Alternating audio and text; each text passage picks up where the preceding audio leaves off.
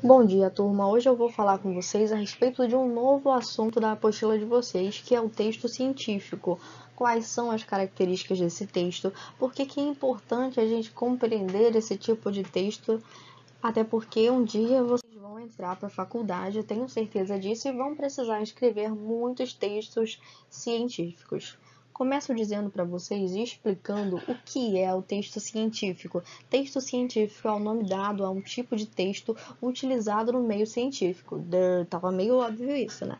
Em outras palavras, o significado de um texto científico é, basicamente, o de uma produção textual que circula em meio científico, ou seja, o texto científico é o texto veiculado em revistas científicas, é o texto escrito por cientistas, certo?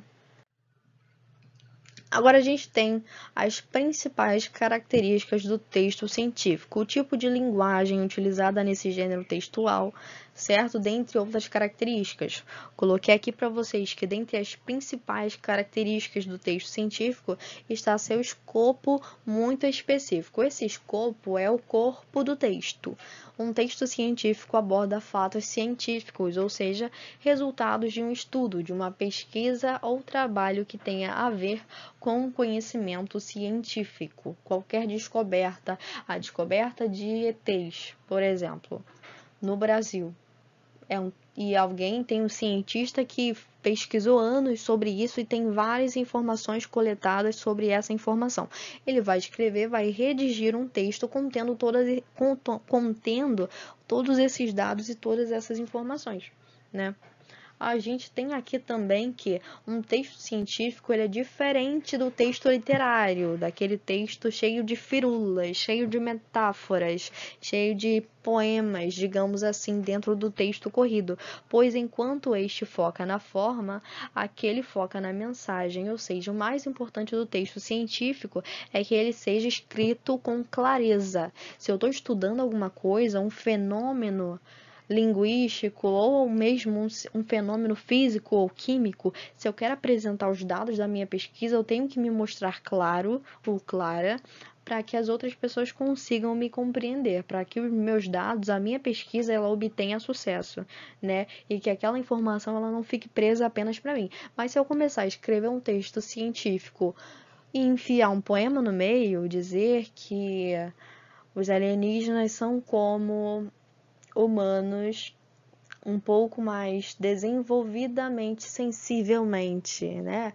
Colocar sobre os sentimentos dos alienígenas, como eles sentem um amor e como eles sofrem pela perda de um amor. Não, isso não é um texto científico, né?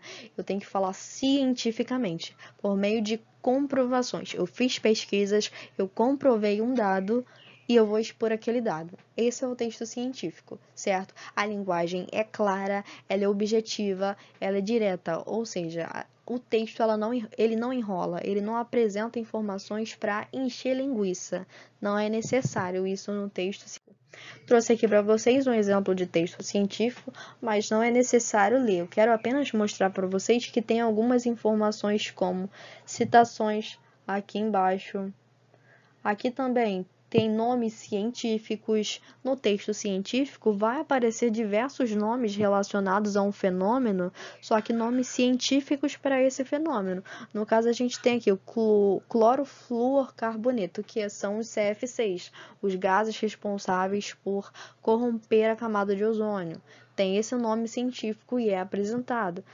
O texto ele é cheio desses nomes e de informações temporais, dizendo que ele foi aprovado em 1987 por cerca de 200 países, fala sobre a opinião de especialistas aqui embaixo. Então, o texto científico ele traz dados estatísticos, ele traz citações de pessoas que têm autoridade para falar sobre aquele assunto. Se eu vou falar sobre o aquecimento global e sobre os CF6, obviamente eu não vou citar analistas literários, não vou trazer poetas para o meu texto, certo? Eu vou trazer cientistas especializados no aquecimento global, que já pesquisaram sobre isso e já chegaram a diversas e múltiplas conclusões sobre esse assunto, né? Sobre hoje é apenas isso para hoje. Caso vocês persistam com alguma dúvida, vocês podem entrar em contato comigo lá no Google Sala de Aula ou mesmo na aula síncrona. Anotem as dúvidas de vocês e me tragam, que com certeza eu as tirarei com muita paciência e amor no coração.